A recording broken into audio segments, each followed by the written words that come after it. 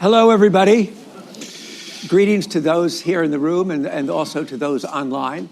Welcome to the Council on Foreign Relations CEO Speaker Series. And we're very pleased today to have as our guest Patrick Pouyanné, who is both Chairman and CEO of Total Energies. Patrick it's been now a decade that he's been Chairman and CEO of Total. A lot has changed during that period of time in the energy world. In Total, which only became Total Energies in 2021. And a lot seems to be changing in Europe too. And so, Patrick, I thought we'd start there. Patrick and I will talk for about a half an hour. Then we'll open up to questions both in this room and for those online. Patrick, we've heard recently from the President of the European Union and the head of the European Central Bank suddenly talking about competitiveness in Europe. That suggests that Europe is not competitive. What's going on? It's a good remark. Yeah, it's true that the competitiveness is coming back in the agenda of European Union, which has been dominated, as you know, for the last, I would say, 10 years by more the Green Deal, which was the supporting all the policies. Why does it come in the agenda? In fact, we are facing I would say 3 issues around competitiveness. The main one, of course, is the energy cost, and it's coming, of course, it has been revealed since the war with Ukraine. In fact, Europe was benefiting, in particular the German industry, from cheap Russian gas. All the leaders have indicated that as being a resource for Europe, as it was European gas, but it was not. And we discovered in 22 but Vladimir Putin used the gas as a political weapon. And then the wake-up was difficult because we discovered that the security of supply of a country like Germany was not really clear because they had no free gas terminal.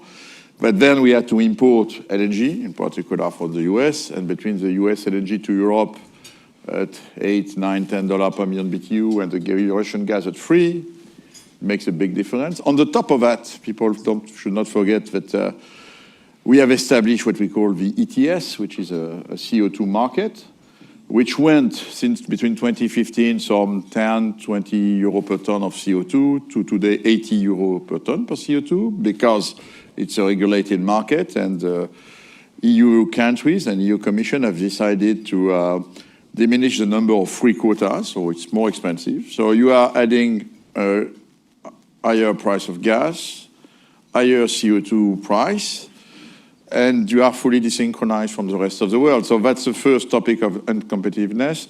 So gas, you cannot do a lot of things about it. So CO2, it's in the hand of political leaders. What about regulation? Then, in general? So that's the first point. Then you add with the Green Deal a flurry of regulations, and everything is regulated now. Because the idea was with regulation, we could go quicker to this net zero ambition. So it's true for finance. After the 2008 crisis, there was a lot of regulatory. But when I compare what happens for the US banks and what is today in the US European banks, the US made some regulations, but then they dropped them. The Europeans made the regulations, they are implementing them. It's been 10 years, and they are reinforcing them. So you have regulations for everything, including deciding that which technology we must use. That's the famous cars, EV cars. You selecting a technology by instead of just deciding what is the objective. So regulations, and then you have the famous CSRD, CS3D. I mean, a flurry of regulations. Explain the 3C. What is it? 3C? CS3D. Yeah. CS3D. That's the idea was coming from France, so I'm a little. You'll take credit. The intent is to say, okay, human rights are important, which is true, and so the intent, I would say, is somewhere good at a basic, but we must take care of human rights in the supply chain, and global corporations are somewhere. Should divide their due diligence to take actions in order that their values will be followed by in their supply chain. So that's the basic idea. Once you have said that, then how do you implement that in a regulation? In France, it was just 5 lines in the law which said put an obligation to us to I would say, to put a sort of compliance program, to put something in place. At the European level, it became an incredible law, European law with, 40 articles, plenty of details, where we become responsible for level -1, -2, -3, where we could be penalized by 5% of our worldwide revenue. 5%. Not profits, but revenue. Revenue. And it's not only applicable to European companies, but also to all the worldwide companies, international companies, who have a revenue over, I think, 1 billion in Europe, which means that a lot of US companies are engaged. So, of course, it becomes a sort of monster, as I said in an interview, because it started from, I would say, a respectable intent to something which become an administrative mechanics, which is, and in fact, an obligation which we cannot fulfill. Because to believe that we can control all the supply chain N-1 and -2 is just, we don't have the capacity to do that. So it's just a matter of being pragmatic. And so that's the type of things, and in fact it went to, the initial idea that it's interesting to understand the European dynamic, because in Europe, the first text proposed by the Commission was more or less acceptable. Then it goes to the Parliament. And then the European Parliament is honestly plenty of lobbies, not really the corporate lobbies, but maybe other lobbies, NGOs, which transformed the text in this monster. And it was no more under control, because then the Council, which is supposed to be a counterpart of the Parliament, in fact, on this type of good intent, it's difficult for them to say this text is going too far. And so at the end, we had a law which is just problematic. And I mean, it's one of the expectations of the business, not only from European business, but also international business, because some of my colleagues have been very, I would say, outspoken on that. I remember that my friend of Qatar, the European Qatar minister, said, I will not sell any more LNG to Europe, which, by the way, sometimes it has more influence on European leaders when it's come from abroad, from European leaders, you know. And, but I think it's a serious matter. We are waiting for something which is called the Omnibus Directive, which is supposed to simplify. To be honest, I'm always afraid when people speak about your political leaders' simplification journey. When it's simplified, you just add new regulations. You know, I'm waiting to see. The French president told us we will get rid of CS3D. I don't know, because again, maybe they can say they won't, but at the end, it's a decision done not only by the leaders, but also by the Parliament. So it has to go again. And so I think it's something, but it's true that, to be honest, since September 24, you have the business people are much more outspoken about these over-regulations. And of course, you add it on the question of energy, over-regulations. Then, to be honest, wages in Europe are not very cheap. We know that for long. We have a social model. And then on the capital, I would say as well, you have to know that 300 billion euro of European savings are in fact going to the US every year. By the way, it's not taken into the commercial balance by the US administration. They should not forget the 300 billion euro, which in fact are today financing the US economy. So, but that's the point. So there are many things. So Patrick, just on this topic, do you think Europe can reduce the over-regulation? I mean, we see the pledges. It's difficult. I will tell you another reason why. It's because, in fact, the European Commission does not have a fiscal power. And in fact, the only power they have is to regulate. So they don't have a fiscal capacity. So they are unable, because fiscals are handled by each country, you know. It's a unanimity, which means that you never agree unanimous decision on fiscal matters. So in fact, it's a machine, and we have created in Brussels, I don't know if we need a DOGE program, but maybe a sort of plenty of civil servants, which are, in fact, you know, they are there to create regulations. So that's the problem, you know, and we know that in our companies, sometimes we have in our central services, in our holdings, you know, some entities, what we call governance. I hate that. They begin to create themselves some jobs, you know, or some work, you know, and then you have a machine to create another regulation or another policy. And sometimes you must say, okay, let's eliminate it, you know. Well, we don't have thousands, but, no, but that's something. So it's, in fact, it's a question, can the Europeans really rethink somewhere their own model?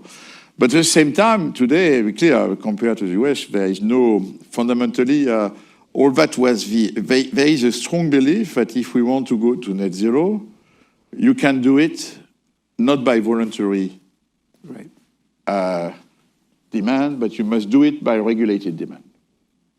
And this is a huge difference that I saw between, in fact, the US approach and Europe. Europe wants to regulate the demand to force the society and the economy to go to net zero.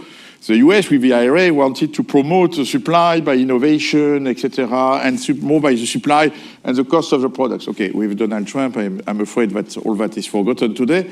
But again, it's and so will the European exit from this, I would say, mega objective? It's not clear today, but they want to give up on that.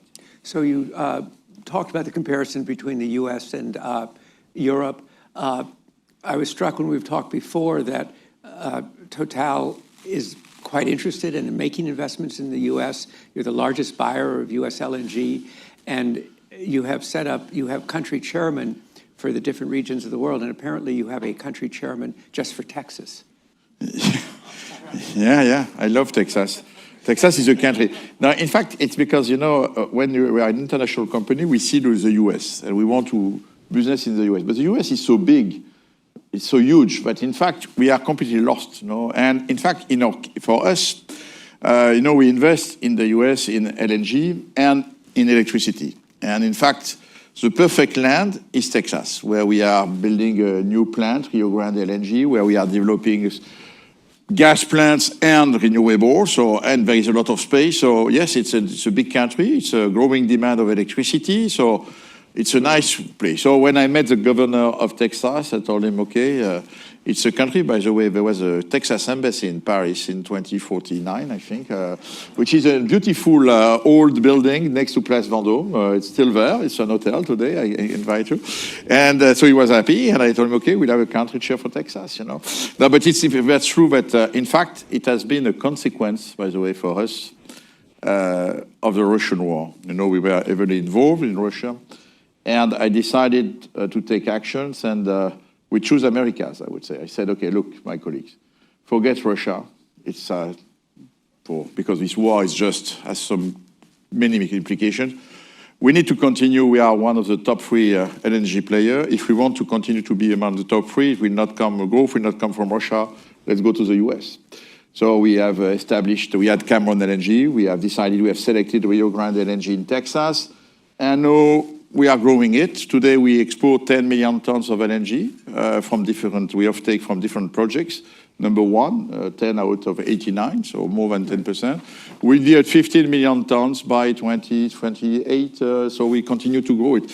And of course, it's important in the relationship because it's what I explained to the new administration, but not only we are the largest US LNG exporter, but we are also in Europe the largest holder of regas capacities. We control more or less 20% of the regas capacity. So we are a perfect player to fill the gap of the trade between the US and Europe. I want to come back to the integrated strategy you have in Texas, but let's pause for a second on LNG and natural gas. First, just in general, how do you see the evolution of the gas market? It's interesting. There are many gas markets. You have domestic gas market like Henry Hub, and then you have the LNG. Or the LNG gas market. The LNG gas market, I think, it's quite easy to mean. It will be today, until I would say end of 26, the price will remain quite in tension. Today it's around $15, $16 per MMBtu because we don't have much additional supply capacity. We have of course, we have still the impact of the Russian war. Recently, the Ukrainians have decided to stop the transit of gas through their country from Russian gas, so it puts some tension. It's cold, visit to winter, so we see we are in tension.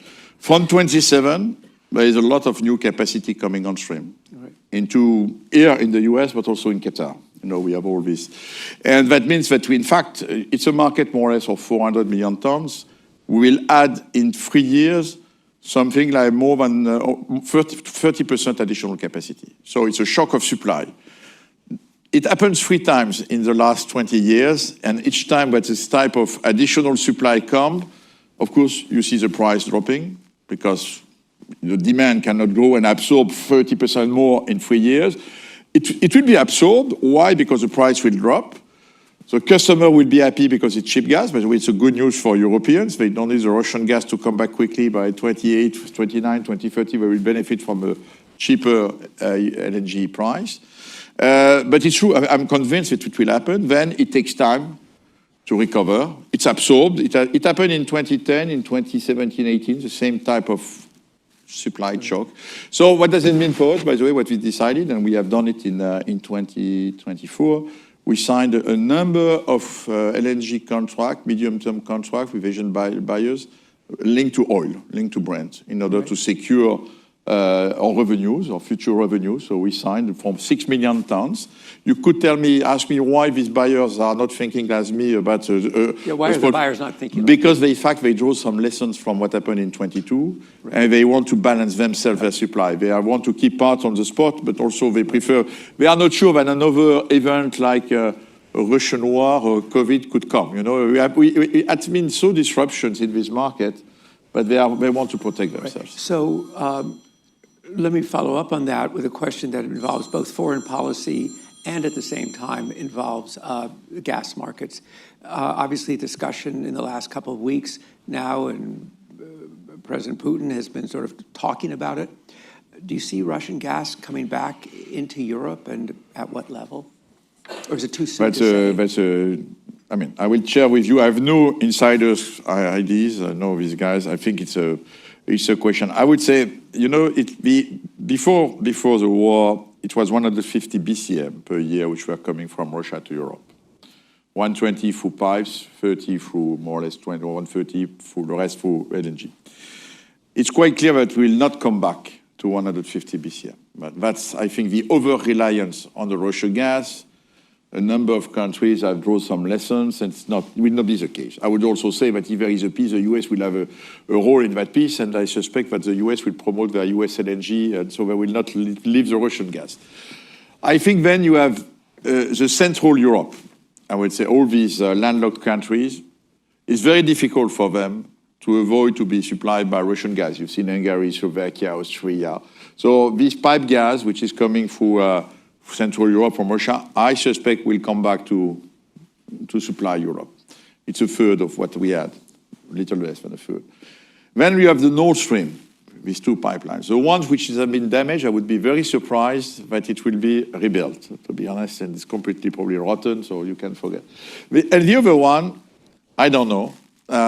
In fact, my view is that, of course, the German position will be a major of the thing, because will the German resist to the temptation to bring some Russian gas, some cheap Russian gas back for their industry competitiveness or not? It's really a big political debate. Of course, you see that Poland, the Baltic Sea, Nordic Sea do not want that to come back. But what happens in Germany, I have no insiders there, but that will be a debate. So I just can describe to you. France will become, I think, will be neutral in that debate. We don't rely on Russian gas, and we are supplied by many other parts. We have the nuclear, so France's position is not important in that debate. We could have one from political point of view. So I think it will be tense, and of course we could imagine, because on the other side, the Russians, in fact, which has been a surprise to us, but they didn't find any more outlet for their gas, which is not coming to Europe. Yeah, because the power of Siberia 2 did not exist at all. The discussions are completely stalled. I think the Chinese have drawn the lessons, which is, okay, we don't want to be in the same situation than Europeans and to over-rely on the Russian gas. And in fact, these discussions did not progress. But I think that many countries draw some lessons. And that's what I think why Vladimir Putin has damaged their position, which when you use an energy which is fundamental for security of supply, your customers as a political weapon, you afraid everybody, not only Europeans. So that, I think it will be part of the discussion of any peace agreement, if there is one. Right. It will be interesting, but my view is that the US want to push Europe in order to rebalance the trade deficit to take more gas from the US. So it will be interesting to see up to which point we'll go. The security of supply is less a problem for Europeans because in the meantime, because of the war, the Germans are building a lot of regas terminals. And so this part will be covered, which was not the case before. And so, as I described to you, an oversupplied market, we could play games. But a lot of politics, and we'll see the conclusion but I think of that. you are saying that the lesson of overdependence on Russia will not be forgotten. I'm convinced of that. It's not possible. And by the way, you have a lot of countries. Yeah, no, that will not come back. Right. That will not come back. No. Well, let's turn back to Texas. And specifically, your Total Energies. You're not only you do not only oil and gas, you do electrons as well. Just how this strategy has evolved and how it's working and how it plays out in a place like Texas or elsewhere in the world. But first, I would like to say it's like the new U.S. administration. We are making addition of energy. Right. Within our strategy. We never cut oil and gas. On the contrary, we continue to invest in oil and gas. And in fact, you have some big projects coming. We have a lot of projects, and in fact, we have a growth of 3% per year. We maintain our reserves, oil and gas reserve life index, more than 12 years. So we never said because it's a transition, we forget oil and gas. Oil and gas is the energy of today. It's our DNA. We love it, and we continue to invest in oil and gas. But that's true that we observed, and today, by the way, I spent 2 days here in the US. It's all about electricity, electrons, data centers. But for us, there is another energy which should offer more opportunities of growth in the future. It's electricity. Electricity, where we go to electricity from gas to power, it's the obvious way, by the way, in the US to make part of the transition because you avoid coal, you go to gas, and you have a very flexible way to produce gas, but also from renewables. So that's the idea, positioning the company on a growing market, electricity, and I think, again, when I observe that what happens, it becomes a reality. So some of our shareholders, we are asking questions today, in particular when it is in the US, they're happy. You know, we are participating too, and we benefit from this growing demand. In states like Texas, it's quite impressive. The demand for electricity has grown quickly. So being able, but at the end, and this is important, this is where I agree with the new administration as well. It's addition, and intermittent renewables do not give you the solution to what the customer wants. The customer, they want an available, reliable, and affordable energy. That's sustainable as well, of course, but they want it reliable, 24/7. And when you have intermittent source, you need to complement them, right? And you need to have a backup, and that's either batteries, but it's still expensive. Even if today in Texas, each time we are building a solar plant, we put batteries, 2 hours, 3 hours, 4 hours. Are they your own batteries these days, or do you still we are building, but we are also buying 2 others. And we have a company, battery company within the group, but they are in competition with the others, so they have to be efficient. And also gas-fired power plant because it's very flexible. So we build this, and with that, we sell to customers what we call the clean firm power, which is a product which is much better remuneration for us than just a solar PPA. So it's a mix. We need all of the above, I would say, or energies. We need more energy, fundamentally, for growing economy, for meeting the new demand. And so it's oil and gas and also electricity. So can you just describe a little more about what an integrated power strategy, what it looks like?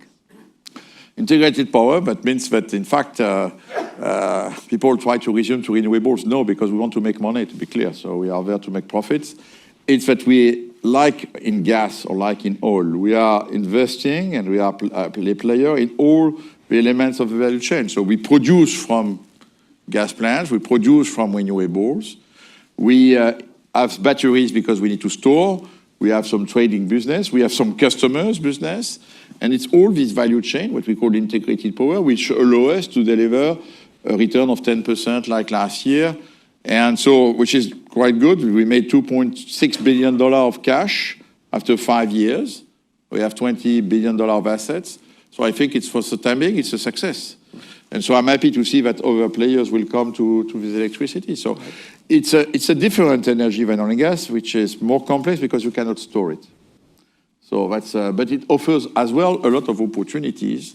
And in particular, our view is that the more you inject in the system, so an intermittent source of electricity, you create imbalances.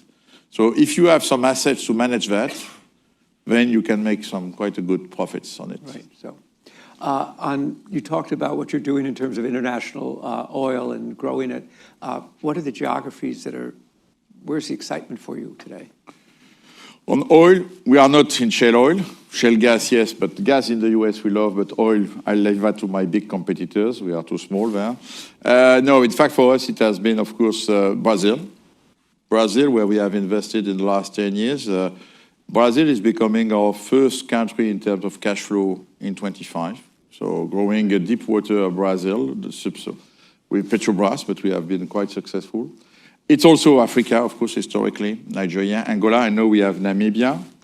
We have been successful in exploration in 2 countries, Suriname, where we launched a new project, Namibia, where we are working on a new one. So I would say we continue oil is this Atlantic basin, fundamentally deep water, where we are good. And the other part of the oil strategy is the Middle East, North Africa, Libya, Abu Dhabi, Iraq, where we are investing in projects in oil and gas and solar projects, but where we have why Middle East? Because it's very cheap. We produce oil at less than $5 per barrel, so we like it. So that's, I would say, our oil business, how do we develop it? And we have been successful to, again, replenish the reserves and to continue to produce. So in Iraq, is that an example of your integrated project? Yeah, but it's an interesting story because we managed to convince. The first time I went to Iraq, it was during the COVID. I remember October 2020. I was not enough patient in my office. I went there. They spoke to me about gas and, in fact, electricity. Because the problem and it's typical of this type of producing countries, they are generating a lot of natural resources, but they have a lack of energy for their own population, a lack of electricity. And by the way, there was another debate, which was some electricity is coming from Iran, and which was a geopolitical issue. That was an issue here. That was an issue here in Washington, but also and so they wanted us, and so I told them gas and the gas fields in Iraq are located in dangerous province. So I said, well, I need to have my security of my people is primary importance. But then we find another way to answer to their question, and because that's why I spent a day in southern Iraq, in Basra, with the minister, and then I saw plenty of flares. It's incredible. You go there, when you go down out of the plane in Basra, you smell the oil. You have the impression you are in a sort of hell. So I said, why don't we try to stop flaring, capturing this gas, which could be a feedstock for your power plant. So let's look at it.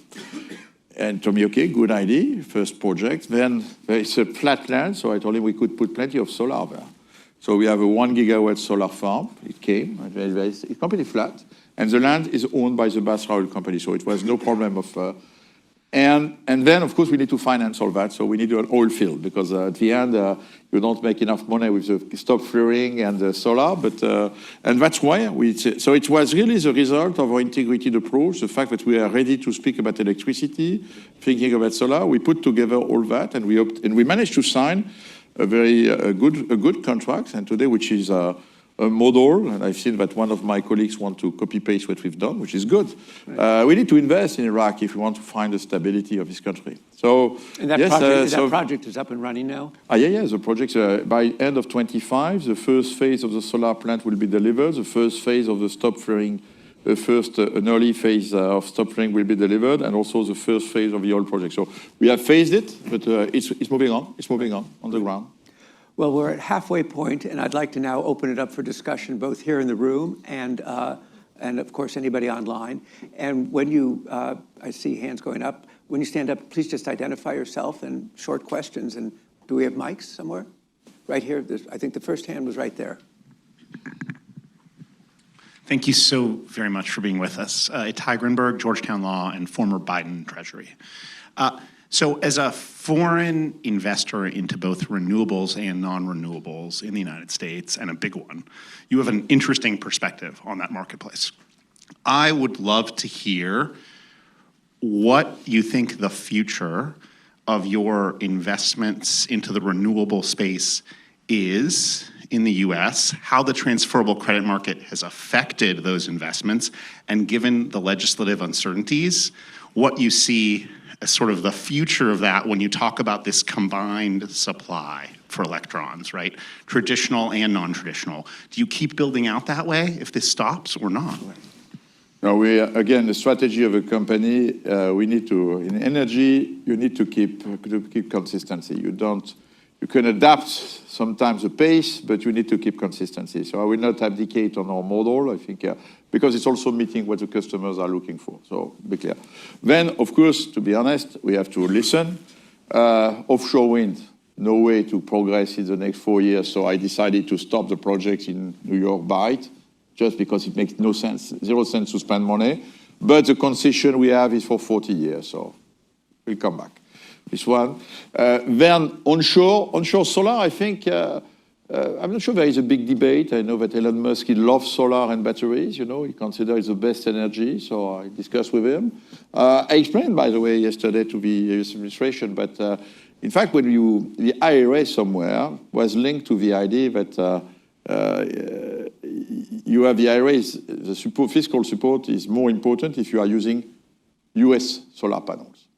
And in fact, what happened is that the IRA was not taken by us, but was given back to the US solar panels manufacturers, in fact. And you established it. So if they want, and this is the objective today, to maintain this manufacturing activity, you need to find some support somewhere which will be transferred to them. That's what happened, in fact. The IRA fundamentally was a support because you link it not only to solar development, but also to the origin of the panels, which was, by the way, quite smart in a certain way.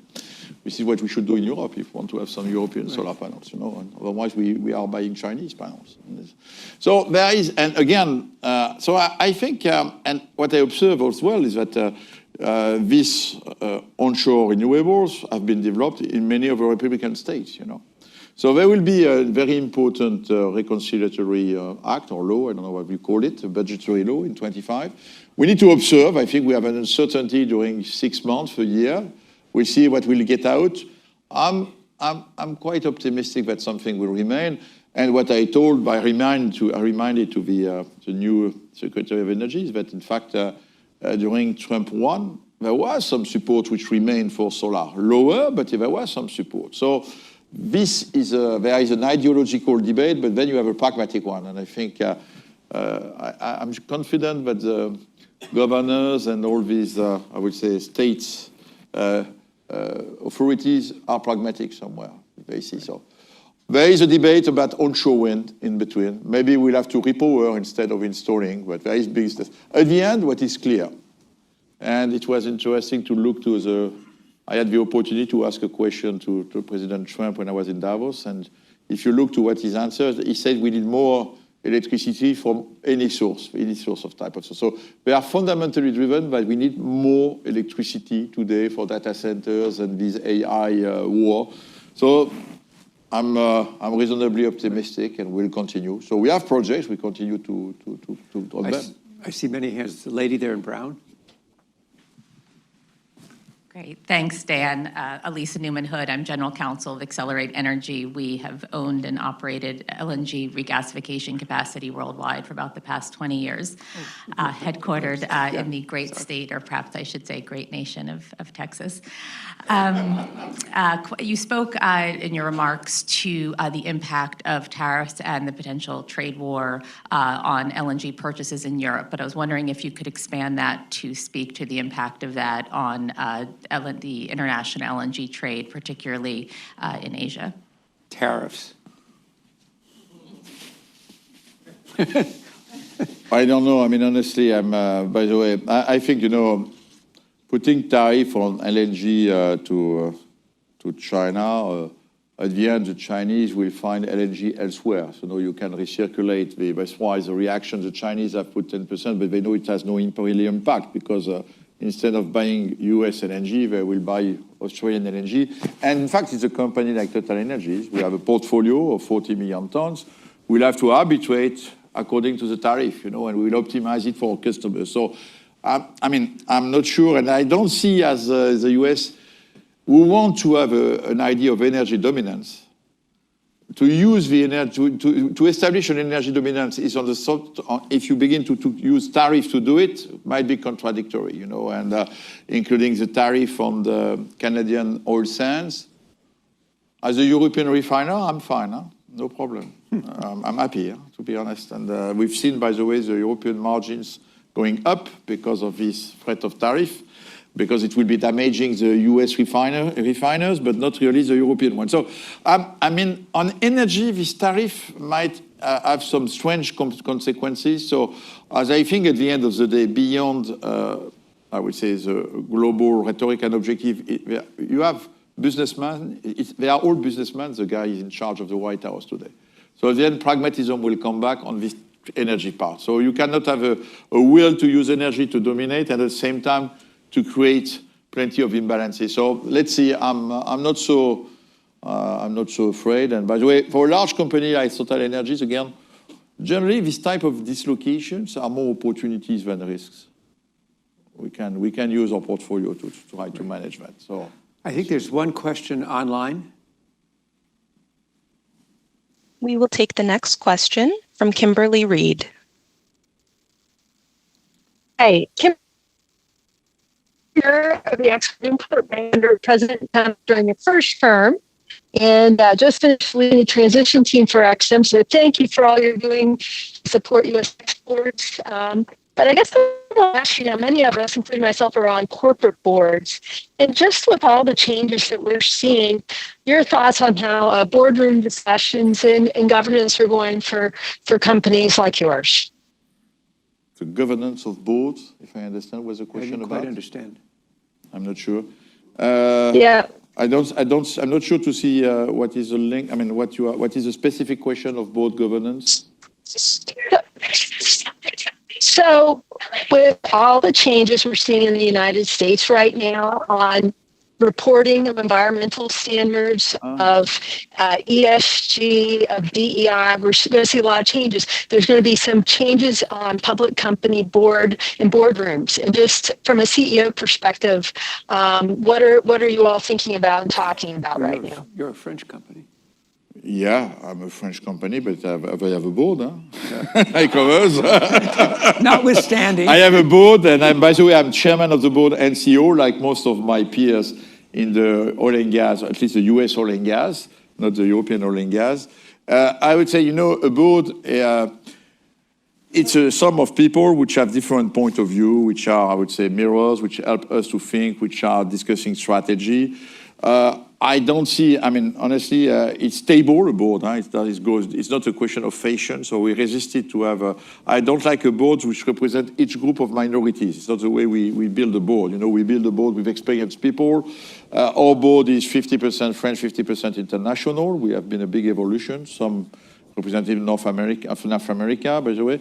And I think it's more a question of balance of experiences that we are looking for than I'm against the idea that you need to have a specialized guy, representative of, customers, specialized for AI, specialized for ESG. It doesn't work like that. At the end, each board members must have its own experiences, bringing it to the governance of the company. So that's the way you establish a board. Right. Question, the gentleman in the red tie at that table. Right there, you. Yeah. You've got it right there. Yes. Good afternoon. My name is Bob Pistani, Georgetown University. And I wanted to ask you about all the oil and gas finds in the Eastern Mediterranean and how you see those developing. Is there potential for France from that quarter? We just made an agreement in Cyprus to try to develop the Cyprus gas through Egypt and to bring the gas to Europe, because in fact you have in Egypt some LNG plants which are empty today, so we can bring some gas, and this gas is perfectly located to Europe. It's just next across the Mediterranean Sea. So, of course, Egypt has its own need for gas, so it's a domestic gas again LNG. But we just established that intergovernmental agreement with our friends of Eni, which are leading the project. So it's a good path. I think that that Chevron is looking to that. And of course, for us, historically, it's also the link with Algeria, where we continue to provide gas from Algeria to Europe. And we have Libya, which is a very important country where you have plenty of oil. Some difficulties. So for us, yes, developing this Mediterranean business. For Europe, it's important. The security of supply of Europe, my permanent speech to European leaders, you need to diversify the sources. Because we are importing. We are like Japan now. We have still the North Sea, but even is Norway, which is not in the EU, and UK as well is not, but it's decreasing. So if we want to ensure security of supply, we need to diversify different sources from, not to be over-reliant as well of the US, with US LNG, but it's the only answer to that, and to put competition between the different sources of energy. And it's quite obvious that LNG from Egypt, because it's just a few hundred kilometers, will be cheaper than LNG from the US. So we need to diversify. So there's the lady way in the back. Yeah. Thank you. Hi, I'm Leslie Warner, formerly of USAID, more recently doing geopolitical risk consulting. My question is, just given the decision of the United States to kind of take itself out of the foreign assistance game, I'm wondering, from your vantage point as a CEO of a major energy company, how are you understanding the next 2 to 3 years of your business model in terms of, how does the U.S. taking itself out of the foreign assistance game affect your ability to operate in some of the countries that you mentioned? For example, you mentioned Nigeria, Angola. I know you have investments in Mozambique. So just generally curious as to, does this have any impact on your bottom line, or how are you adapting to this if there's any impact whatsoever? No, it does not have an impact on our bottom line, for sure. It might have an impact on the stability of some of these countries, where the USAID was quite an important part of their budget. It depends on different countries. Does it have an impact, direct impact on us? No, it's not true. I mean, that's not well. Knowing that in many of these countries, we have our own actions, societal actions. For example, in Mozambique, we have established quite a large foundation to be able to, in fact, we do more than what the state of Mozambique is able to do itself in the north of Mozambique, for the population. Because the security for us is going through, in fact, I would say, we need to share the wealth with the local population to ensure our own security, fundamentally. So, of course, the programs of USAID add some impacts locally, but they are never related directly to our operation. So I cannot make the link. Patrick, what does your foundation do in Mozambique? A lot of things. We are creating a lot of jobs, giving jobs, very simple ones to agriculture and farmers, coconuts, oil, and trying to diversify. It's not a lot. We have given $50 million per year to establish. And in fact, the fundamental idea is, okay, this region was devastated by a sort of war, about a war. So we need to attract people and to give them jobs, to be able to have themselves, to see somewhere a positive influence, even before we produce, of the fact that there will be a project, and so it's part of what we saw. And I think, again, if they feel, we are convinced that the population, if they feel themselves having some positive, I would say, outcomes, then they feel themselves more secure and they will be more advocate for the installations, etc. So trying to create a virtuous circle, knowing that, in fact, to be clear, the Islamist move in the north of Mozambique, we are taking part of their, I would say, advocacy was a very poor population, So if you can help this population in a large way, we need to do it. And again, with plenty of small action, creating very small businesses, you can create a sort of prosperity, and that's very important to engage on that. All right. The lady right here. Wait, there's a mic coming. Ruth Leah with Bloomberg. I was hoping if you could give us an update on the pending loan agreement with US EXIM regarding Mozambique, and then also in regards to the US sanctions against Russia, particularly for LNG, if you have any views in terms of, in light of the current discussions. Okay, US EXIM, it's an independent agency. I remind you that this support was approved by the Trump 1 administration.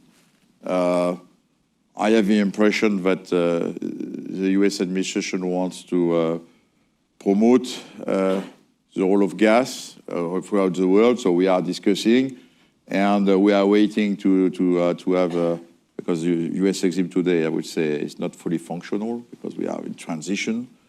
But as I said recently, I'm positive the signals we received from the Trump administrations are positive about this project, which, by the way, is just to honor the word of a contract which was signed, to be clear. Robin West. Yeah, my name's Robin West. Wait, a mic is coming to you. I don't know if you need to stand up, but you need to take the microphone, Robin. I'm Robin West with Boston Consulting Group. One issue that you have spoken about for a long time is methane. Yeah. And your position is somewhat different than the U.S. industry has been historically. In fact, you withdrew from the American Petroleum Institute because you felt the American industry wasn't aggressive enough on this. Do you still feel this is an important issue, and is this something that the industry has got to address? Yeah, it's a major issue, methane. It's a major issue because when you want to promote gas and LNG, you need to tackle with the methane emissions. We discovered with the Glasgow conference that it was really a strong emitter. And in fact, in our upstream activities, it's quite easy to stop, to go near zero methane emissions. By the way, I'm not alone. You know, today the largest US companies and our friends of Exxon publicly said, in fact, we have raised the bar, you know, for ourselves. And so our interest today is to have a level playing field where the industry is taking care of methane. And it's really an easy way to contribute positively to the climate change.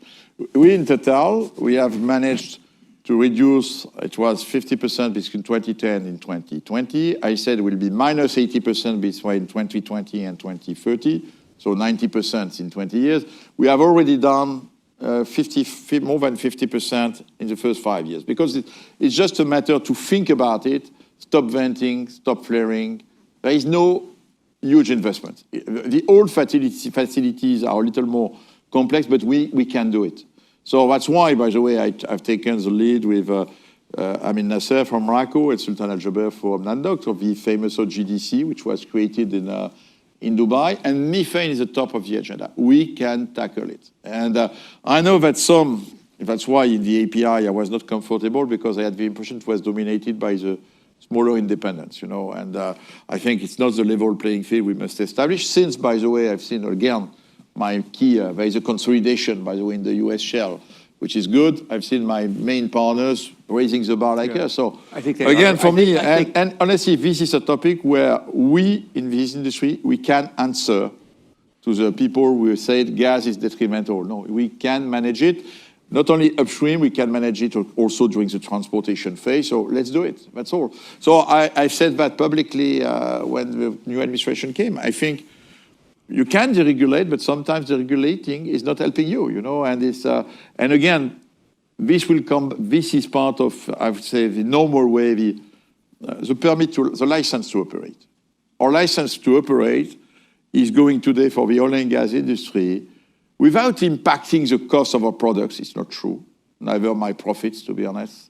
I didn't invest billions to do that. It's just a matter. In fact, we discovered that if we say to our engineers, you need to take care of these emissions, they find easily plenty of ideas which are not costly. So it's just a matter to use the right KPI and then to implement it. We've been further within Total Energies. I decided, you know, today there is a revolution in all these linked to the digital world and sensors, miniaturization. So we decided in last year that by end of 25, all our assets will be covered by permanent networks of methane detectors. We will install 13,000 sensors. It's not a big cost. I think it costs us $40 million for the whole assets worldwide. But it's a way, and the idea again is to say, okay, when you have an oil leak, you react immediately. When you will have a methane leak, you can react immediately. So it's just a matter of culture, and we can do that. And by the way, our colleagues, my employees, my engineers, my technicians, they love it. Because in fact, when we move also, we have to understand from Total to Total Energies, it's not just strategy, it's not because of ESG, it's not because of that. It's because we have employees, and most of my employees, they applaud to that. They want to be part, they are citizens as well. And today, the level of motivation in our internal surveys has never been so high. So it's also very important to find a way in a company to keep our teams motivated, not to be afraid to become stranded in 2035. And so they contribute to this, also this environment. So I think it's not black and white, as it could be described. It's true that the transition will take long. I'm convinced that oil and gas will remain part of the mix for long. But there are also other ways to produce oil and gas. And in fact, I think it's the first duty of all the oil and gas companies. So I will continue to advocate for that. And that's it. And Right, we'll so- implement that. So even, oh, no question. I think there is a question, Josette.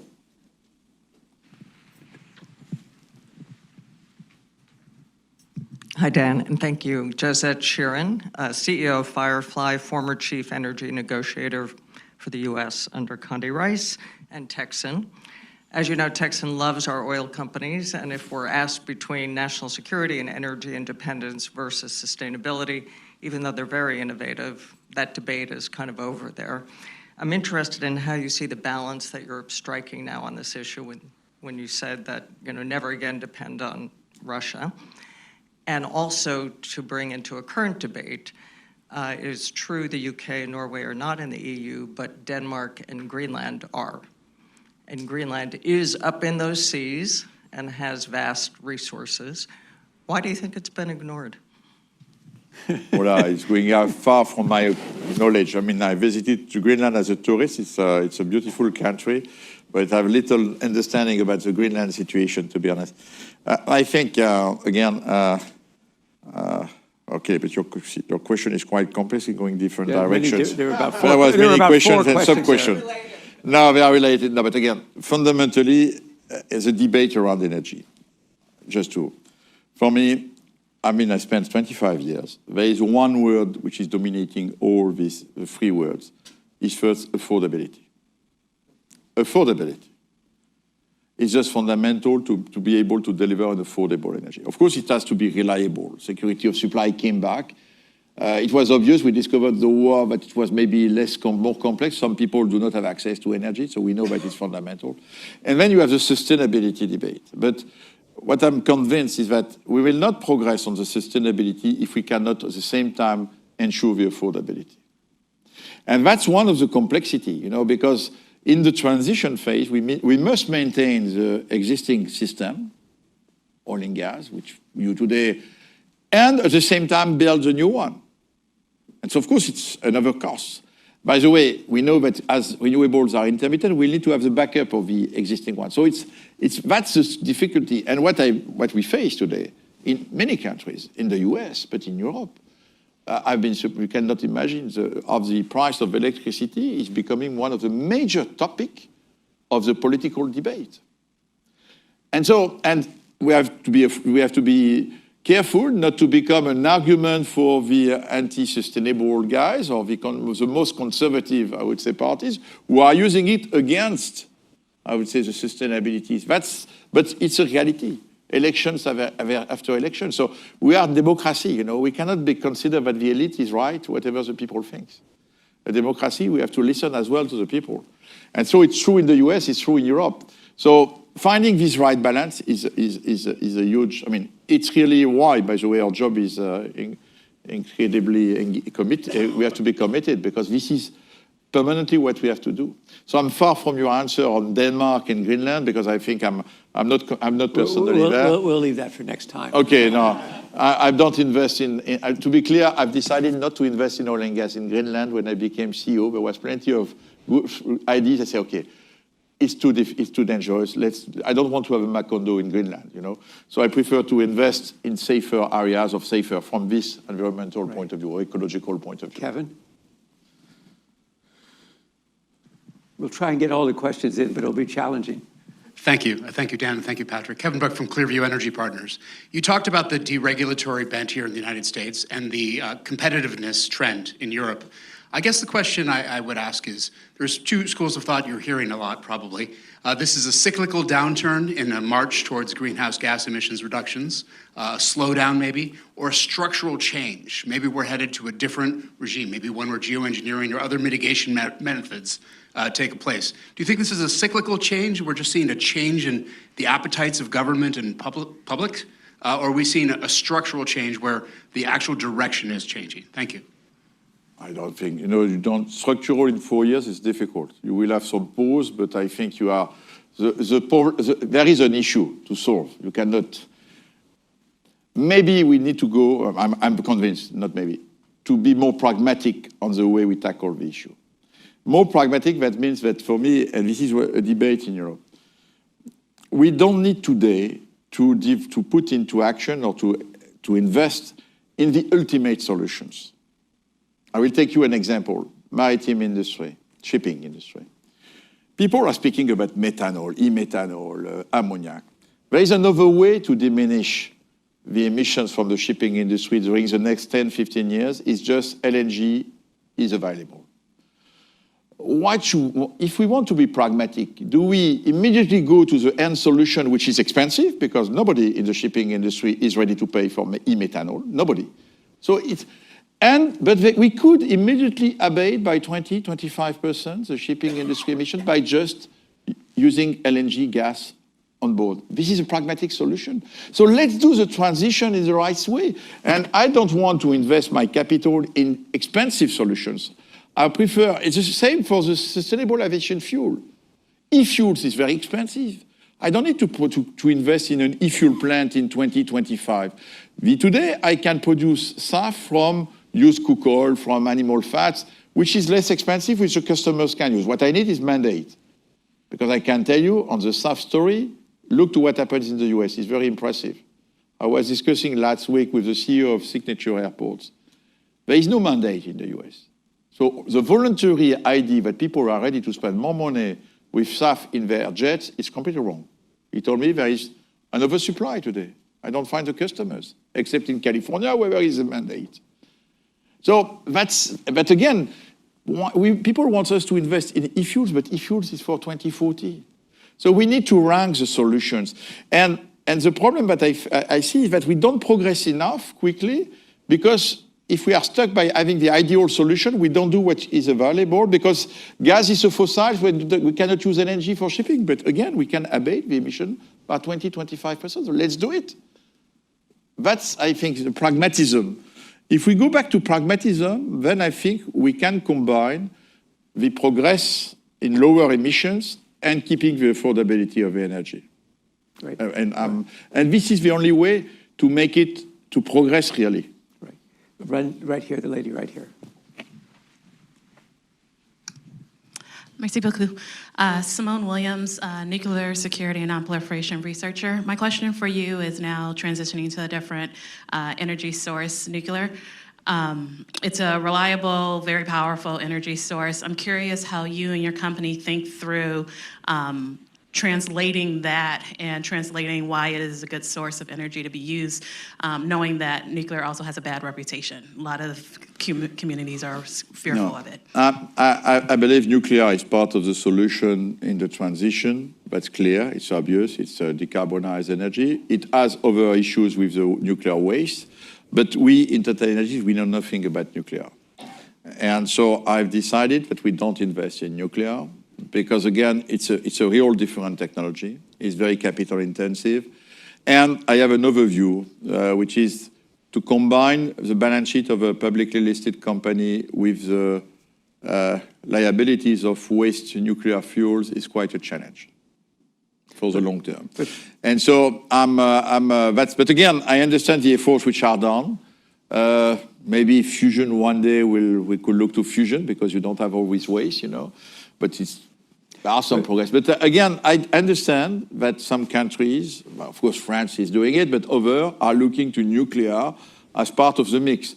But we cannot think that, and I'm more doubtful about the SMR story, because I'm not yet understanding what is the real advantage of SMR. What I learned in energy is that size matters in terms of cost for customers. So I don't understand why smaller would be more efficient. And I think the security of nuclear, the people around the SMR will ask the same request for a small reactor or for a larger one. So, but again, we are not experts. We decided that it's too much an investment in terms of technology and know-how, but we don't invest. But Patrick, you do use nuclear energy at home. Yeah, we use. Okay, yeah, just to we make use. that clear.